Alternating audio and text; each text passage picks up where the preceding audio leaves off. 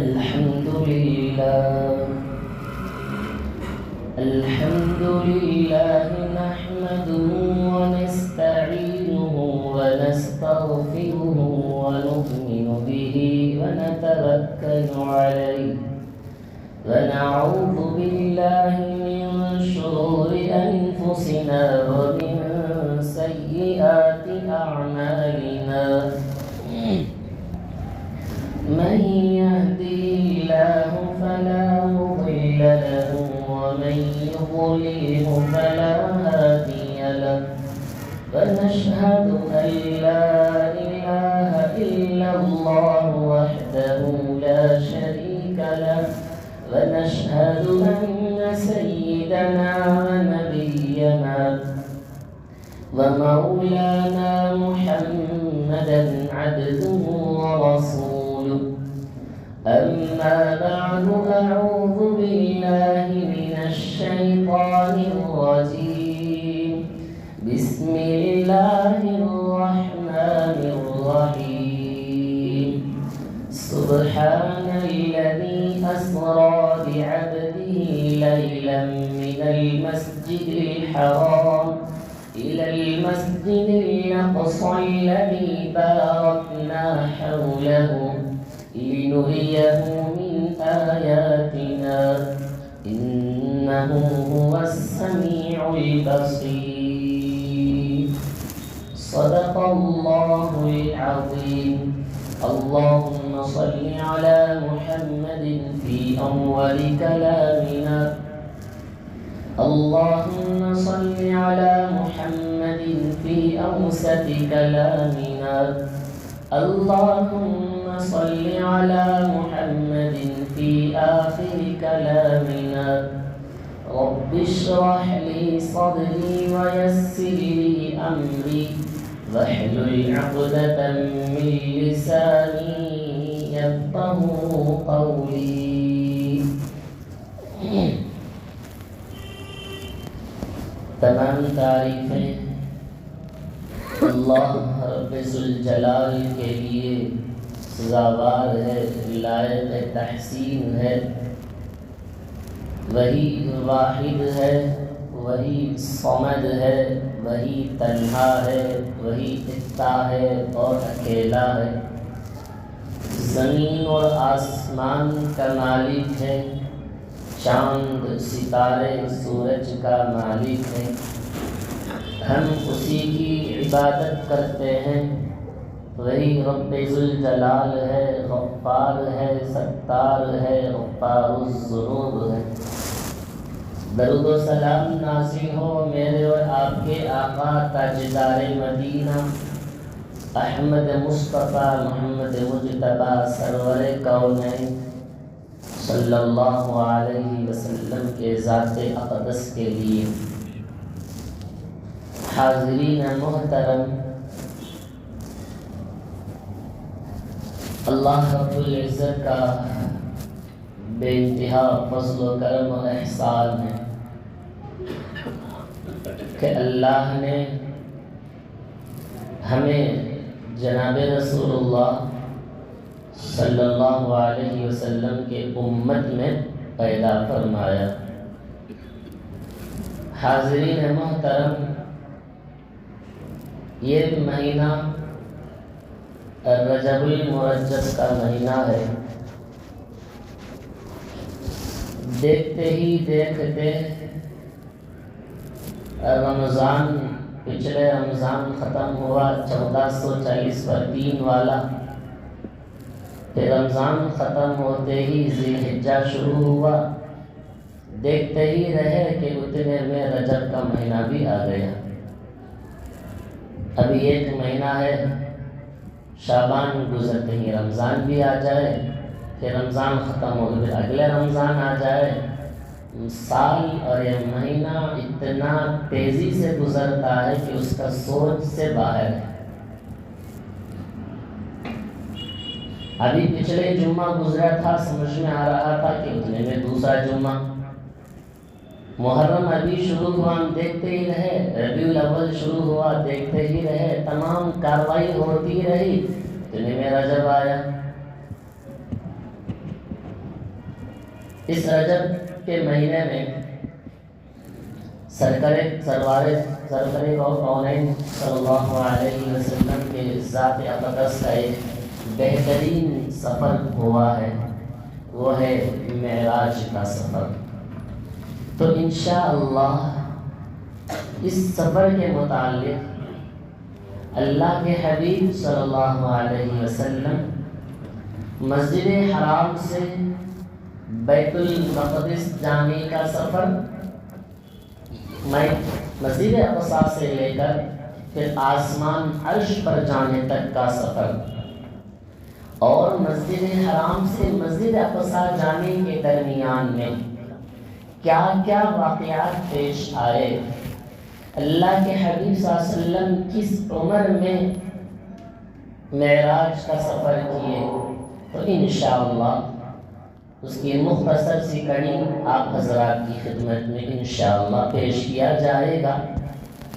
اس سے پہلے چند باتیں آپ حضرات کی خدمت میں اسے بتا کر میں بات کو آگے بڑھاؤں گا۔ حضرین محترم، سب سے پہلی چیز سوچنے کی یہ ہے، زمانہ جتنا ترقی کرتا گیا، سائنس اور ٹیکنالوجی کا زمانہ ہوتا گیا، اتنا ہی ہمارے اوقات میں، ہمارے ٹائم میں اتنا ہی سیو ہوتا گیا، بچت ہوتا گیا۔ مثال سے سمجھیے گا کہ پچھلے زمانے میں اگر کھانا تیار کرنا ہو، سب سے پہلے لکڑیاں جمع کرو، پھر اس کے بعد ہانڈی لیو، پھر چائے تیار کرو، تقریباً چائے بن کر، کھانا بن کر تیار ہونے میں 1-8 گھنٹے کا تو وقت ضرور لگ جاتا ہے۔ اگر وہی زمانہ تیز رفتار ہو اور اس زمانے میں آئے تو الیکٹرک کا زمانہ ہوا، چند منٹوں میں کھانا اور چائے تیار کر کے سامنے پیش کیا جاتا ہے۔ اسی کو لے لے کے پچھلے زمانے میں سفر اتنا تیز ہوتا رہا، اتنا آہستہ کہ مہینوں بھر کا سفر ہوتا رہا، کبھی گھوڑے میں، کبھی خچروں پر، کبھی اونٹوں پر سوار ہو کر سال کا سفر کیا کرتے تھے۔ زمانہ جو بھی ترقی ہوا، جب یہ ہوائی جہاز کا سلسلہ شروع ہوا کہ چند گھنٹوں میں ایک ملک سے دوسرے ملک کا سفر انسان آسانی سے گھنٹوں میں طے کر لیتا، حتیٰ کہ انسان کبھی صبح کا کھانا کسی ایک ملک میں، تو دوپہر کا کسی ایک ملک میں، تو رات کا کسی اور ملک میں، 7-8 دنوں کے اندر کئی سارے ملکوں کا سفر کر دیا کرتا ہے۔ زمانہ تیز ہوتا گیا نا، تو وقت میں اتنا ہی سیو ہوتا رہا۔ وقت اتنا سیو ہونے کے بعد بھی اب لوگوں کے زمانے میں شکایت ہے کہ وقت نہیں مل رہا ہے، ٹائم نہیں ہمارے پاس۔ تو آخر وقت گیا تو گیا کہاں؟ کیوں وقت نہیں ہے ہمارے پاس؟ اللہ کے حبیب جناب رسول اللہ صلی اللہ علیہ وسلم نے کہا، قیامت اس وقت تک قائم نہیں ہوگی۔ قیامت کی علامتوں میں سے ایک علامت جناب رسول اللہ صلی اللہ علیہ وسلم نے کہا کہ سال مہینوں کی طرح گزرے گا، مہینہ دنوں کے ہفتوں کی طرح گزریں گے، ہفتہ دنوں کے برابر گزرے گا، دن گھنٹوں جیسے گزر جائیں گے، اور ایک گھنٹہ ماچس کی تیلی جیسا جلائے اور 1 سیکنڈوں میں ختم ہو کر رہ جاتا ہے، ایسے ہی ایک گھنٹہ بھی سیکنڈوں کے برابر ختم ہو کر رہ جائے گا۔ حدیث سے پتہ چلتا ہے کہ قیامت کی کئی سارے علامتیں ہیں، ان علامتوں میں سے یہ بھی ایک علامت ہے، سال گزرتا ہے معلوم بھی نہیں ہوتا ہے۔ ابھی رمضان شروع ہوا، ختم ہوا، اس کے بعد ذی الحجہ آیا، پھر محرم کا نیا سال شروع ہوا، اتنے میں رجب میں آ کر کھڑے ہو گئے۔ اتنی تیزی سے یہ دن گزرتا چلا جا رہا ہے۔ بالآخر وقت میں برکت کیوں ختم ہوا؟ وقت میں برکت اس لیے ختم ہوا کہ زندگی میں گناہ اور گناہوں کی نحوست نے ہماری زندگی کے وقت میں برکتیں چھین لیا۔ دوسری چیز، مال میں برکت ختم اس لیے ہے انسان یہ نہیں سوچتا کہ میں کہاں اور کیسے کما سکوں۔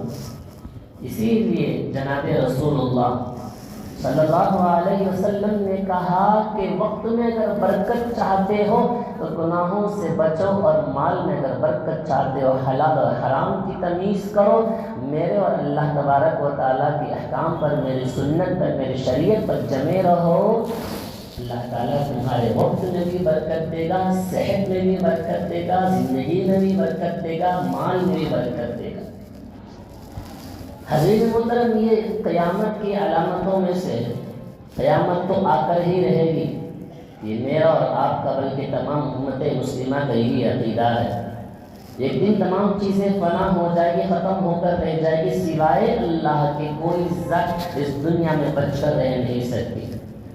ہر انسان کا ایک عمر ہوتا ہے، جو ہی اس کی عمر ختم ہو گئی وہ فنا ہو جاتا ہے۔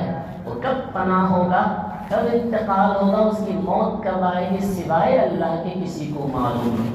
اسی طرح دنیا کا بھی ایک عمر ہے، یہ دنیا کب ختم ہو جائے گی، اس کی عمر کتنی ہوگی، یہ سوائے اللہ کے کوئی نہیں جانتا۔ جب دنیا کی عمر ختم ہو جائے تو قیامت آ کر رہ جائے گی، تمام چیزیں درہم برہم فنا ہو کر رہ جائے گی۔ جناب رسول اللہ صلی اللہ علیہ وسلم نے کہا ہے، قیامت کی علامتوں سے چند علامتیں بیان فرمائی ہیں، حالات کے پیش نظر میں اس کو سنا کر انشاءاللہ میں معراج کے واقعے کو شروع کروں گا، کیونکہ یہ معراج کا اتنا انوکھا اور خوبصورت واقعہ ہے، اس کو ذکر کرتے ہوئے چلے جائیں نا، یہ ہمارے لیے رجب کا مہینہ بھی ناکافی ہے، کیونکہ اتنا پیارا سفر تھا آقا کا۔ اللہ کے حبیب نے فرمایا کہ قیامت کی چند علامتیں ہیں، ان میں سب سے پہلی علامت اللہ کے حبیب نے کہا جہالت عام ہو جائے گی، یعنی اللہ کے نبی نے کہا قیامت کی سب سے پہلی علامت یہ ہے کہ علم کو اٹھا لیا جائے گا، یعنی لوگ علم دین اور دینی علم کو حاصل کرنے سے بیزار آ جائیں گے، یا حاصل کرنے کے لیے سوچیں گے بھی نہیں۔ آج انسان ہر چیز کو حاصل کرنے کے لیے تڑپتا ہے، ہر چیز حاصل کرنا چاہتا ہے، ڈرائیونگ نہیں آتی ڈرائیونگ سیکھنا چاہے گا، موبائل آپریٹنگ کرنا نہیں تو سیکھنا چاہے گا، کمپیوٹر سیکھنا چاہتا ہے، ہر چیز چلانے کے لیے سیکھنا چاہتا ہے، مگر افسوس اس امت پر کہ قرآن مجید کو سیکھنا نہیں چاہتا۔ سب سے پہلی علامت اللہ کے حبیب نے فرمایا کہ جہالت عام ہو جائے گی، علم دین سے بیزار ہو کر رہ جائے گا انسان، اس کے سامنے دینی باتیں ہی کہہ لو تو یہ بوجھ محسوس کرے گا، گھنٹوں بھر کھڑے ہو کر گپ شپ کرنے کے لیے اس امت کے پاس وقت ہے، ایک گھنٹہ اطمینان اور سکون کے ساتھ کہیں جا کر کسی مسجد میں کسی جگہ دینی بات سننے کے لیے اس بندے کے پاس وقت نہیں ہوگا۔ ایک گھنٹے کے بیانات فون میں سننے کے لیے وقت نہیں ہے، شارٹ ویڈیو دیکھنے کے لیے وقت ہے، شارٹ ویڈیو کو بڑا پسند کرتا ہے، یہ حالت جہالت عام ہو کر رہ جائے گی۔ دوسری بات نبی پاک صلی اللہ علیہ وسلم نے کہا لوگ زکوٰۃ نکالنے میں بہانہ تلاش کریں گے، صاحب نصاب ہوگا، زکوٰۃ دے اس کے اوپر حق ہوگا، مگر اس کے باوجود بھی زکوٰۃ ادا نہیں کرے گا، بہانہ تلاش کرے گا کہ کوئی ایسا بہانہ مل جائے کہ میں میرے زکوٰۃ کا مال نکال کر کسی غریب کو نہیں دوں گا۔ ایک نیا طریقہ چل رہا ہے لوگوں میں، اب زکوٰۃ نکالنے کے لیے سال گزرنا شرط ہے، مال ہمارے پاس ہونا موجود ہے، اب اس کے پاس لاکھوں کے مال موجود ہوتے ہیں، زکوٰۃ نکالنے پر اتنا رقم نکالنا پڑتا ہے، تو اس سے بچنے کے لیے ایک نیا طریقہ استعمال کرتے ہیں، وہ یہ ہے کہ 11 مہینے مال اپنے پاس رکھیں گے، 12ویں مہینے کو لے جا کر بینک کے لاکر میں رکھ کر آ جائیں گے۔ اب مال ہمارے قبضے میں ہونا شرط ہے، انہوں نے کیا سوچ لیا میرے قبضے میں تو نہیں ہے، میں تو لے جا کر بینک کے لاکر میں رکھ کر آ جاؤں۔ اللہ کے بندے بینک کے لاکر میں رکھے تو بھی کیا ہوا، مال تو تیرا ہی ہے، کسی اور کو تو بیچا تو نہیں نا، مال تیرا ہے، مال کا نام تجھ پر ہے، تو دستخط کر کر آیا ہے، صرف حفاظت کے لیے تو نے مال کو وہاں جمع کر کے رکھا ہے؟ اللہ کے حبیب نے کہا کہ زکوٰۃ کے نکالنے میں بہانہ تلاش کرے گی۔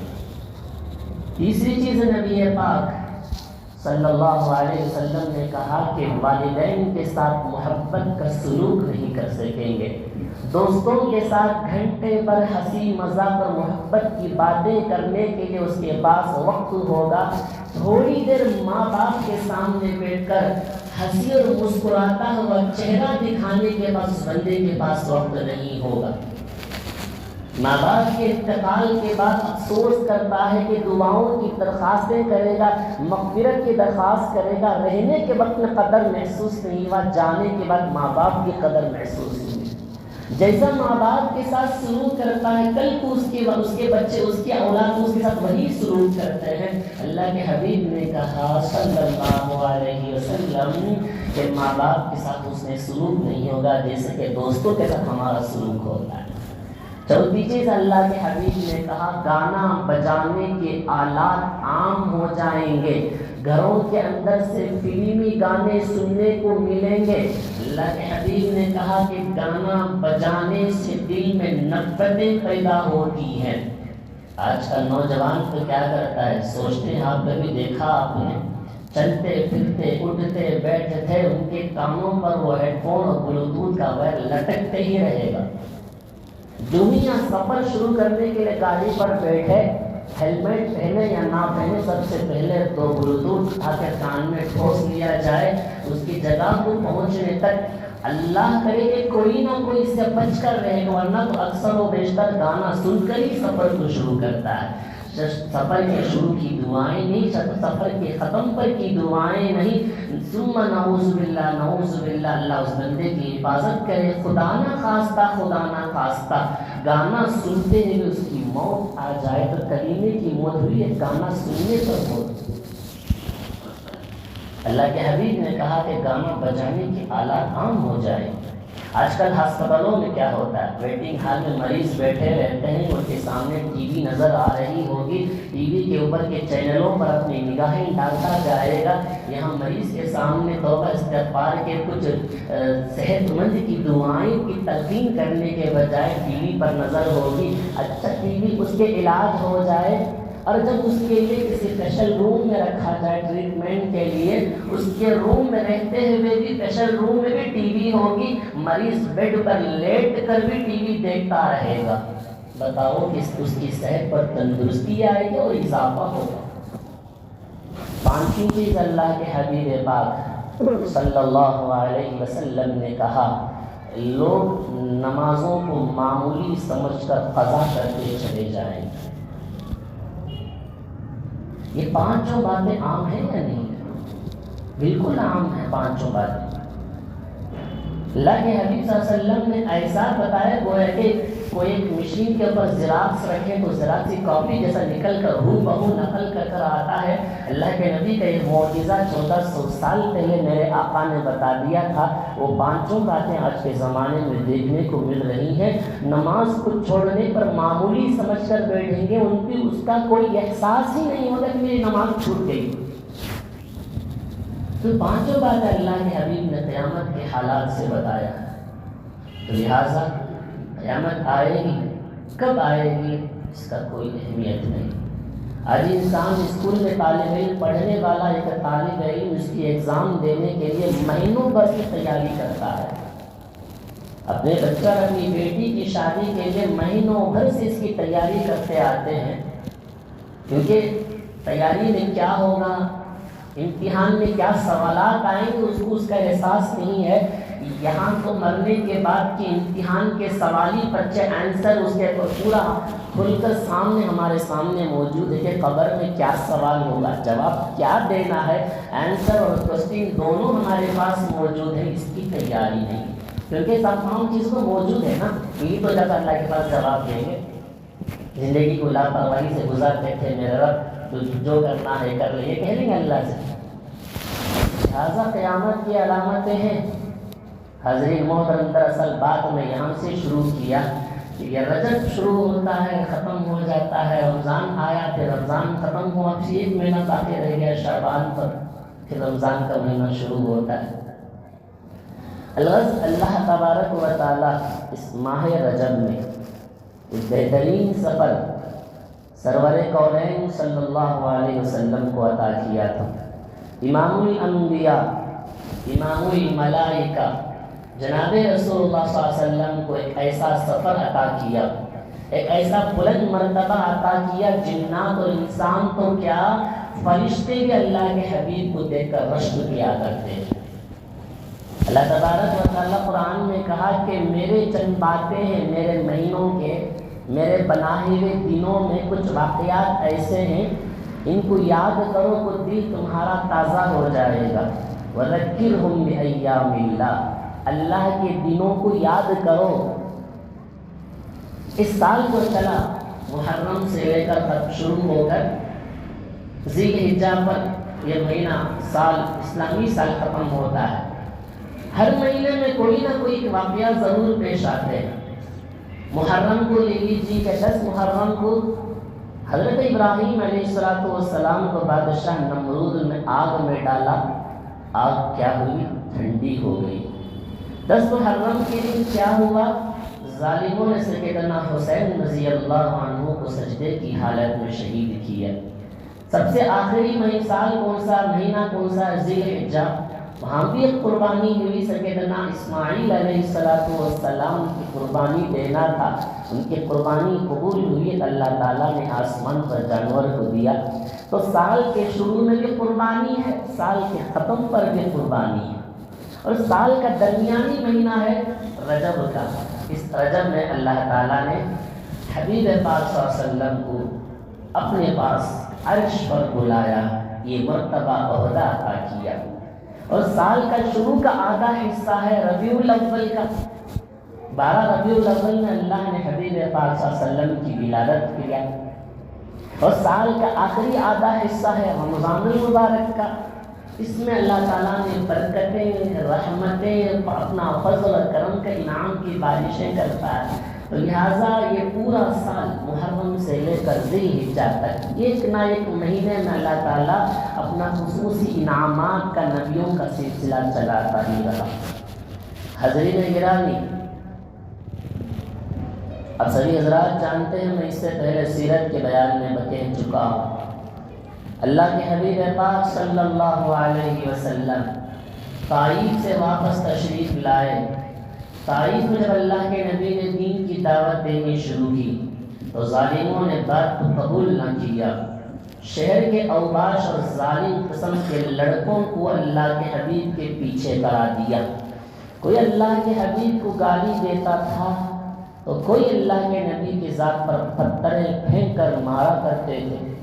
خون سے اللہ کے نبی لہو لہان، چپل خون سے تر ہو گئے تھے، اس کے باوجود بھی اللہ کے نبی کی زبان پہ ذرہ برابر بھی بددعائیہ کلمات ہرگز نہیں نکلی، باوجود اس کے اللہ کے نبی نے الٹا ان کے لیے ہدایت کی دعا فرماتے رہے۔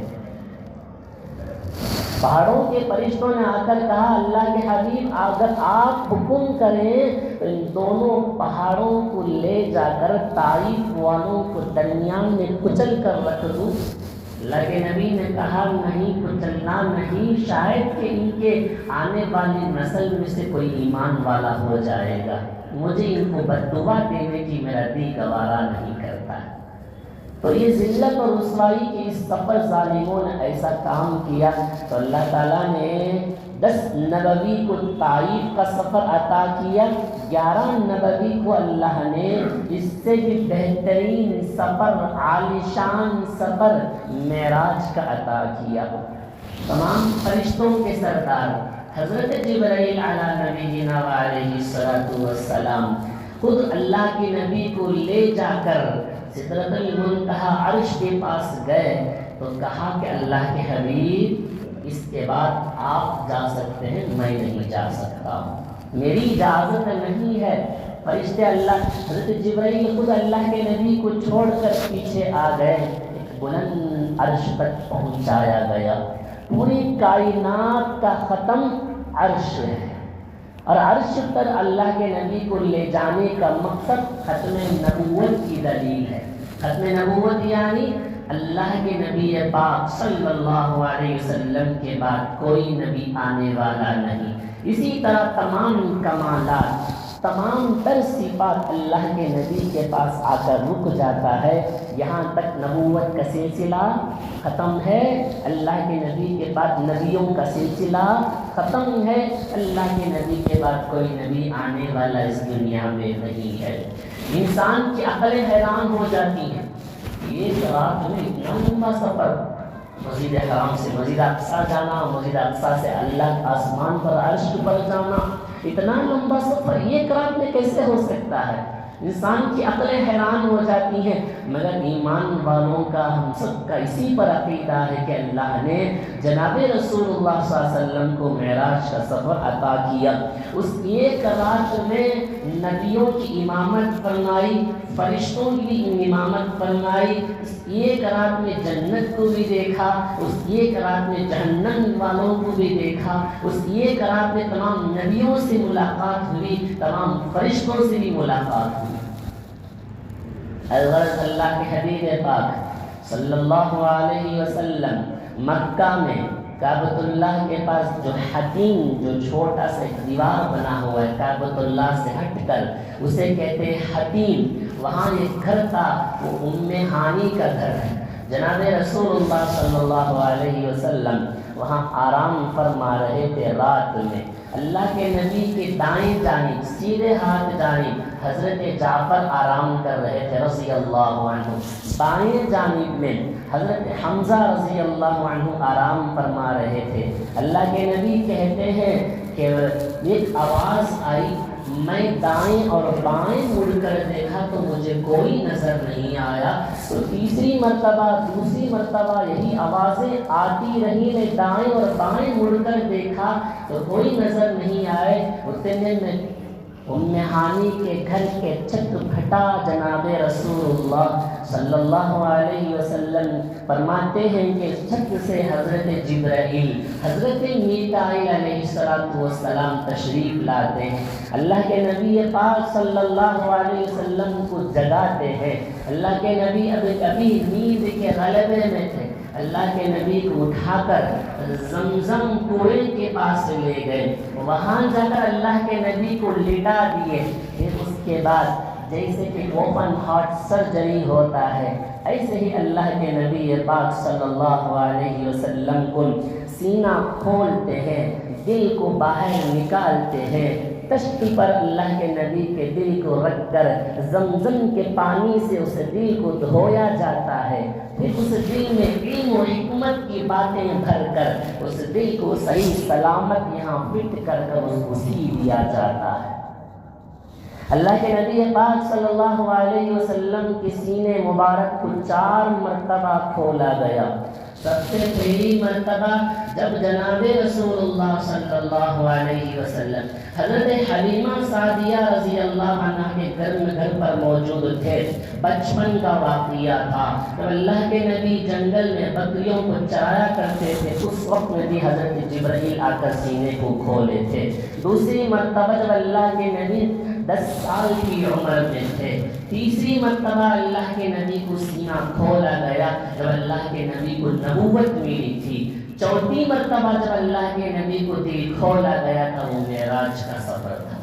4 مرتبہ اللہ کے نبی پاک صلی اللہ علیہ وسلم کے سینے مبارک کو کھول کر دل کو باہر نکال کر تشت پر رکھ کر زمزم کے پانی سے دھویا گیا۔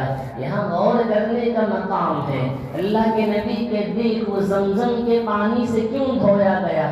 آب کوثر سے بھی دھو سکتے تھے نا، آب کوثر سے بھی اللہ کے نبی کو دھو سکتا تھا۔ کل قیامت کے دن ہم سب کی ایک تمنا ہے کہ کل قیامت کے دن اللہ کے نبی کے ہاتھ سے دست مبارک سے آب کوثر نصیب فرماتے ہیں۔ اس میں اس بات کی دلیل ہے کہ زمزم کا پانی آب کوثر سے بھی افضل ہے، زمزم کا پانی آب کوثر سے بھی افضل ہے، اسی لیے قلب اطہر کو زمزم کے پانی سے دھویا گیا۔ اللہ کے نبی پاک صلی اللہ علیہ وسلم فرماتے ہیں کہ اس کے بعد ایک سواری لائی گئی۔ یہاں رک کر ایک بات سمجھنا ہے، اللہ کے نبی پاک صلی اللہ علیہ وسلم کو یہ سفر کا واقعہ کب پیش آیا؟ مدینہ منورہ کو ہجرت کرنے سے 1 سال پہلے 11 نبوی کو اللہ کے نبی پاک صلی اللہ علیہ وسلم کو معراج کا واقعہ پیش آیا۔ اس وقت میں اللہ کے نبی کی عمر مبارک کتنی تھی؟ فرماتے ہیں اس وقت میں اللہ کے نبی کی عمر 50 پر 1 سال 9 مہینہ 20 پر 8 دن کے تھے اللہ کے نبی پاک۔ اس وقت میں یہ سفر نصیب ہوا۔ جیسے کہ اللہ نے تمام نبیوں کو ایک ایک معجزہ دیتا ہے نا۔ حضرت ابراہیم علیہ السلام کا معجزہ تھا آگ کو ٹھنڈی کر دینا۔ حضرت موسیٰ علیہ السلام کے دور میں جادوگروں کا ایک بڑا زور تھا۔ اللہ نے کہا کہ حضرت موسیٰ سے موسیٰ اپنی عصا کو لے کر زمین پر ڈال دو تو وہ اژدہا بن جائے۔ حضرت عیسیٰ علیہ السلام کو اللہ نے ایک معجزہ دیا، پیدائشی نابینوں کو ٹھیک کر دیا کرتے تھے۔ حضرت داؤد علیہ السلام کو بھی اللہ نے معجزہ دیا کہ لوہا ہاتھ میں لیتے ہیں تو نرم ہو جاتا ہے، جیسے چاہے اس کو استعمال کرتے ہیں۔ ایسے ہی اللہ نے تمام نبیوں کو معجزہ دیا تھا نا، ویسے اللہ نے جناب رسول اللہ صلی اللہ علیہ وسلم کو بھی معجزہ عطا کیا تھا۔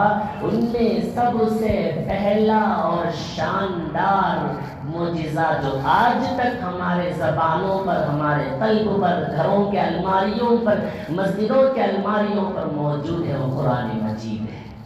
آج تک ہم پڑھتے آ رہے ہیں، کھلا معجزہ ہے۔ اور سب سے اس کے بعد کا معجزہ ہے ایک رات میں اتنا لمبا سفر کرنا۔ معراج کا سفر ایک ہی رات میں ایک ہی سواری پر نہیں ہوئی، یہاں 2 سفر ہوا۔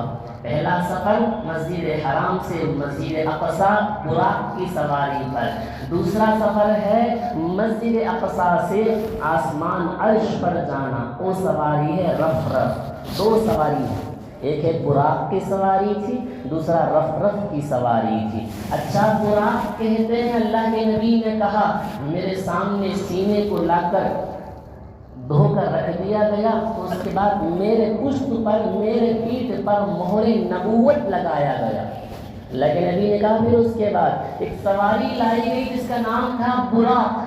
اس کی تیزی اتنی تیز چلتی تھی کہ ہماری نگاہیں جہاں پڑتی تھی اس کا قدم اس سے بھی دگنا اور دگنا دور جا کر پڑتی تھی، اتنی تیز رفتار تھی جیسے کہ ایک بجلی چمکتی آنکھ پلک جھپکنے کے برابر گھنٹوں کا سفر منٹوں میں طے کر دیا کرتا تھا، اتنا شاندار سفر تھا۔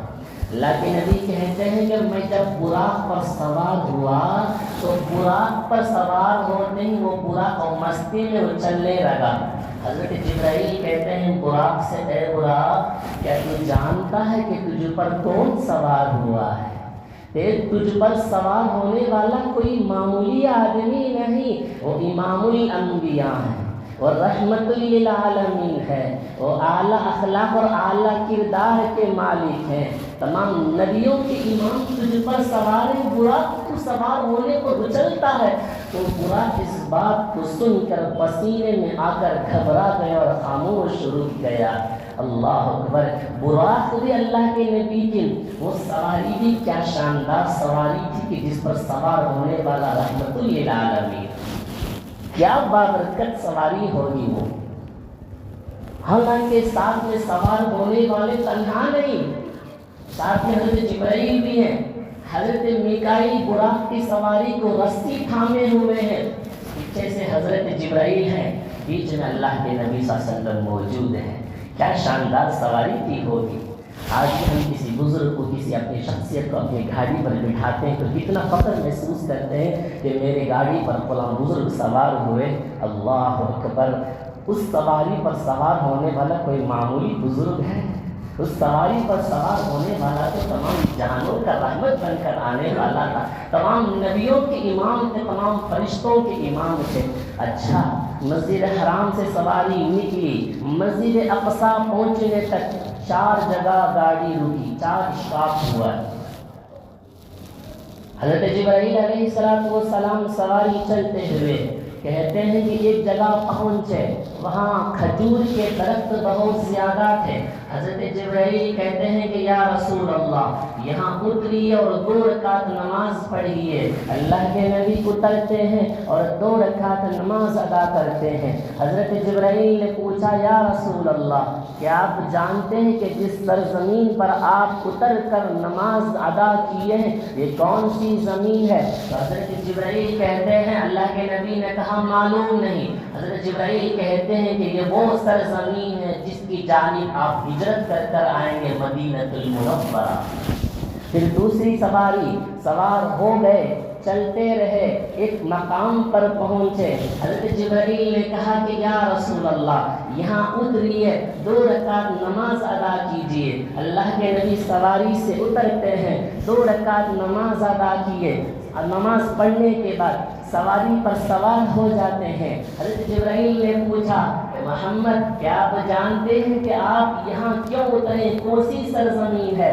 معلوم نہیں۔ حضرت جبرائیل کہتے ہیں یہ وادی سینا ہے، یہاں ایک پہاڑی ہے جس پہاڑی پر حضرت موسیٰ علیہ السلام کے پاس اللہ نے جب بات کیا تھا وہ سرزمین ہے کہ جس سرزمین پر جس وادی پر آپ اتر کر نماز پڑھیں۔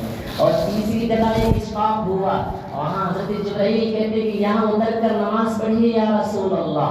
اتر کر نماز پڑھتے ہیں، نماز پڑھنے کے فارغ ہو کر سواری پر سوار ہوتے ہیں تو حضرت جبرائیل نے پوچھا اے محمد کیا آپ جانتے ہیں یہ کون سی سرزمین ہے جس پر آپ اتر کر نماز ادا کیے؟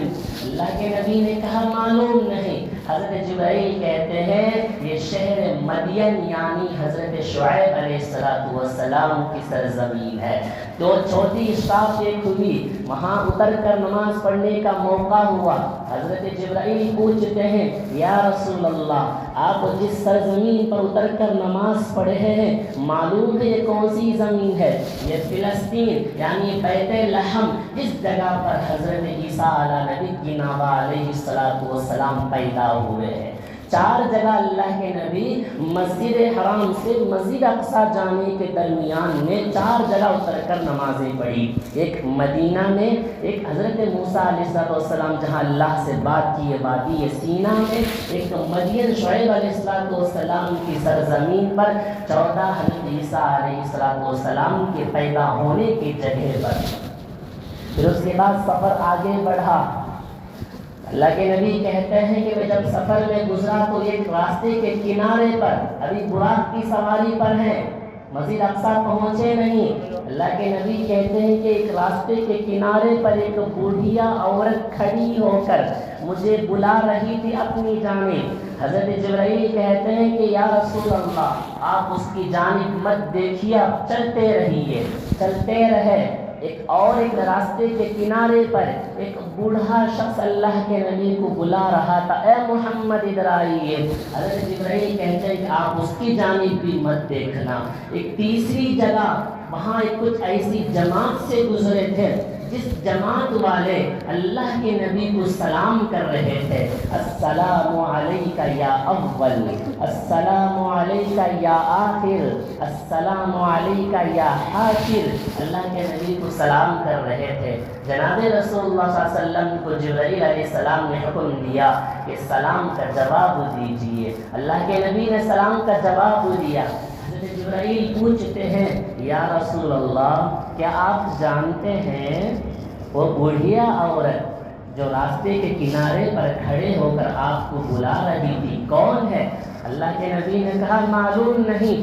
وہ عورت اس کی مثال دنیا ہے، یعنی اس بوڑھیا عورت کی عمر اتنی ہوگی جتنا دنیا کی عمر ہے۔ وہ بوڑھا شخص کون تھا معلوم ہے؟ وہ شیطان ہے۔ شیطان اور دنیا تمہیں دنیا میں ملوث اور کھینچنے کے لیے بلا رہے تھے۔ خدا نہ خواستہ اگر آپ مڑ جاتے تو آپ کی امت بھی بہک جاتی۔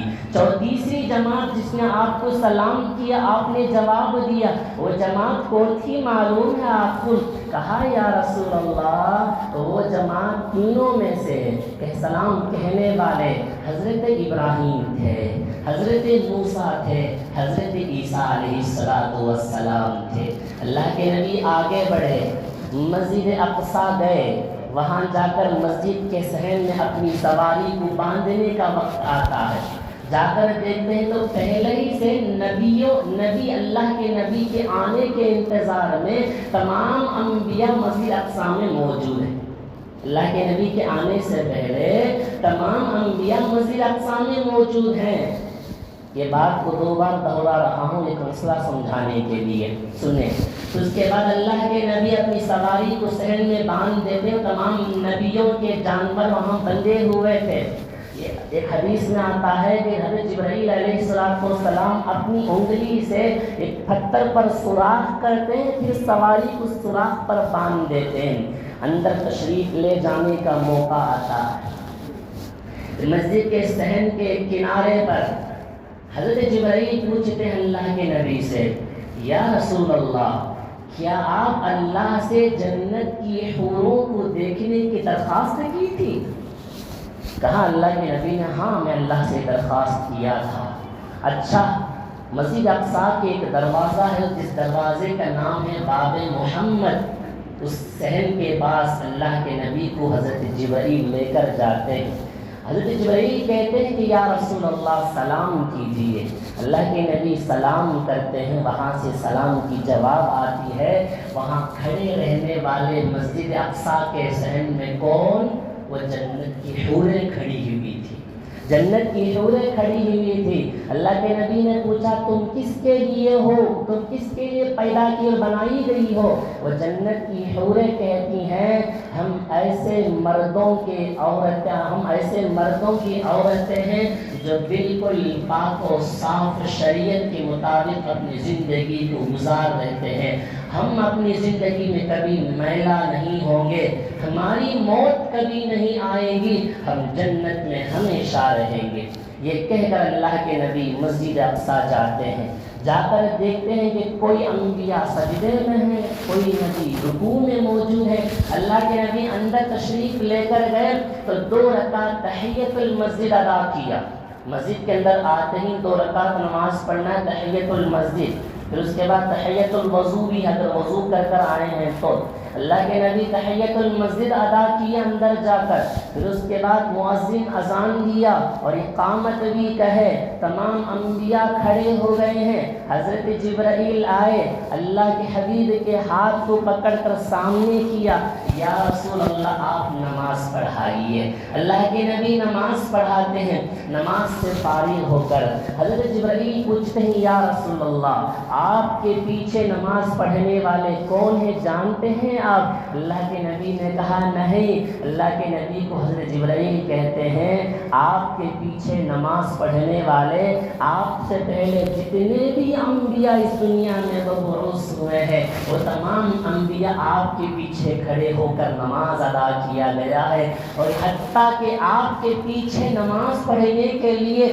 فرشتے بھی پہلے آسمان پر کھڑے ہو کر آپ کی امامت میں نماز ادا کی ہے۔ اس لیے اللہ کے نبی کو لقب ملا تھا امام الانبیاء، تمام نبیوں کے امام، امام الملائکہ، تمام فرشتوں کے امام۔ یہی لقب اللہ کے نبی کو ملا تھا۔ اللہ کے نبی نماز سے فارغ ہوتے ہیں، فرشتے حضرت جبرائیل کو پوچھتے ہیں کہ یا رسول اللہ یہ کون ہے جو آپ کے ساتھ ہے؟ حضرت جبرائیل کہتے ہیں کہ محمد خاتم النبیین صلی اللہ علیہ وسلم۔ اللہ کے حضرت جبرائیل کہتے ہیں یہ محمد جو نبیوں کے سلسلے کو ختم کرنے والے ہیں۔ وہ فرشتے پوچھتے ہیں یا رسول اللہ کیا ان کو اللہ نے بلانے کا آپ کو حکم دیا ہے؟ تو حضرت جبرائیل کہتے ہیں ہاں اللہ نے مجھے حکم دیا ہے کہ جبرائیل اللہ کے حبیب کو لے کر آسمان عرش پر مجھ سے ملاقات کے لیے لے کر آنا۔ اللہ سے لے کر آنے کی اجازت ہے، لے کر آیا گیا۔ اب یہاں رک کر مسئلہ سمجھیے، میں بتا کر ختم کروں گا۔ میں بار بار اس کا تذکرہ اس لیے کر رہا تھا کہ اللہ کے نبی کے مسجد اقصی آنے سے پہلے تمام انبیاء امام کے انتظار میں تھے، یعنی اللہ کے نبی کے انتظار میں بیٹھے ہوئے تھے۔ جب تک اللہ کے نبی منبر پر نہیں جاتے تھے اس وقت بھی کوئی بھی انسان پیچھے مڑ کر دیکھنے کی ہمت نہیں ہوتی تھی۔ یہاں امام کے انتظار میں، نبی کے انتظار میں تمام انبیاء بیٹھے ہوئے تھے۔ اس لیے اس سے ایک مسئلہ نکل کر سامنے آتا ہے، جب ہم مسجد کو آ جائیں چاہے ہمارا وقت 1:30 بجے بج جائے ظہر کا، ہمارا وقت 5 بج جائے وقت کا، تو امام کے انتظار میں رہیں، پیچھے مڑ مڑ کر دیکھ کر اقامت ہونے سے پہلے کھڑے ہونے کو بھی علماء منع فرماتے مسئلہ ہے۔ اقامت کا مسئلہ ہی کیا ہے؟ اللہ اکبر اللہ اکبر، اقامت کا معنی ہے کھڑا ہونا، تو اقامت کے کہنے پر کھڑا ہونا، اقامت کہنے سے پہلے کھڑا نہیں ہونا ہے۔ اب اس میں ڈیجیٹل گھڑی ہے، پچھلے زمانے میں گھڑی بھی نہیں، تو کس کے انتظار میں کھڑے ہوتے تھے؟ جب مؤذن اقامت دیتا تھا جبھی تو کھڑے ہوتے تھے۔ اب تو وقت کو دیکھ کر، سیکنڈوں کو دیکھ کر کھڑا کیا جاتا تھا۔ اللہ کے نبی کو زمانے میں جب سے ڈیجیٹل گھڑی نہیں تھا، جب کیا کرتے تھے؟ مؤذن کا انتظار ہوا کرتا تھا۔ وہی اصل ہے۔ صحابہ فرماتے ہیں کہ ہم لوگ اس وقت تک کھڑے نہیں ہوتے تھے جب تک کہ ہم اللہ کے نبی کو نہیں دیکھ لیتے۔ اللہ کے نبی جب تشریف لاتے، مصلی پر چلے جاتے، اقامت کہی جاتی تو ہم لوگ کھڑے ہو جایا کرتے تھے۔ اللہ کے نبی کی نماز پڑھا کر مسجد اقصیٰ سے باہر تشریف لاتے ہیں تو اللہ کے نبی کے سامنے 3 پیالے پیش کیے گئے، ایک شراب کا، ایک پانی کا، ایک دودھ کا پیالہ پیش فرمایا گیا تھا۔ اللہ کے نبی نے دودھ کے پیالے کو قبول فرما لیا، لے کر نوش فرما لیے، پی لیے۔ حضرت جبرائیل کہتے ہیں کہ یا رسول اللہ، آپ نے دین فطرت کو اختیار کیا۔ اب رک کر ایک بات سمجھیں، یہاں اللہ کے نبی کو شراب کو پیش کیا گیا۔ انسان کے ذہن میں آتا ہے کہ شراب تو حرام ہے۔ شراب کب حرام ہوئی معلوم ہے؟ شراب حرام ہوئی اللہ کے نبی مکہ سے مدینہ ہجرت کرنے کے بعد، مدینے میں شراب حرام ہوئی۔ ہجرت کا سفر کب ہوا؟ معراج کا سفر کب ہوا؟ اللہ کے نبی مدینے کو ہجرت کرنے سے پہلے ہوا۔ اس وقت بھی شراب حرام نہیں تھی، مدینے میں حرام ہوئی، یا اللہ کے نبی کو شراب پیش کیا گیا۔ اللہ کے نبی سمجھ رہے تھے کہ شراب میں کچھ کمی اور کوتاہی ہے، مجھے یہ شراب پسند نہیں ہے۔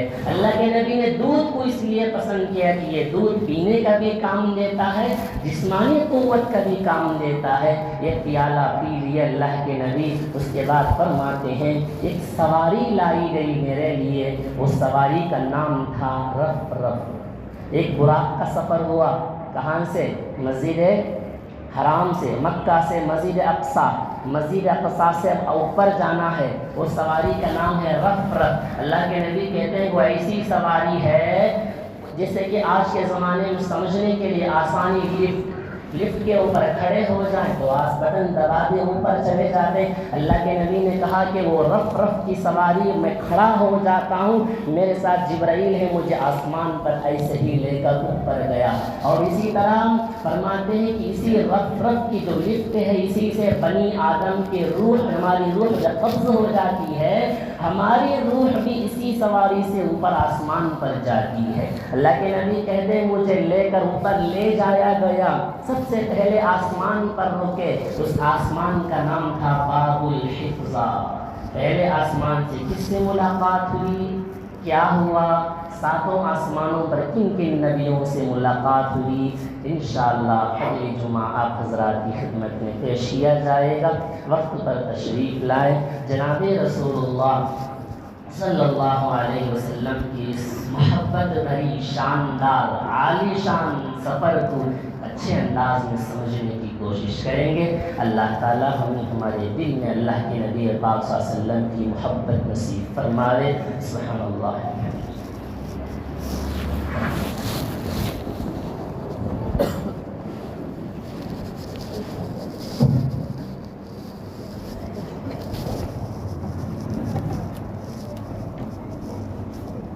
ماریں گا صدر موبائل نکال کے ٹائم دے گا۔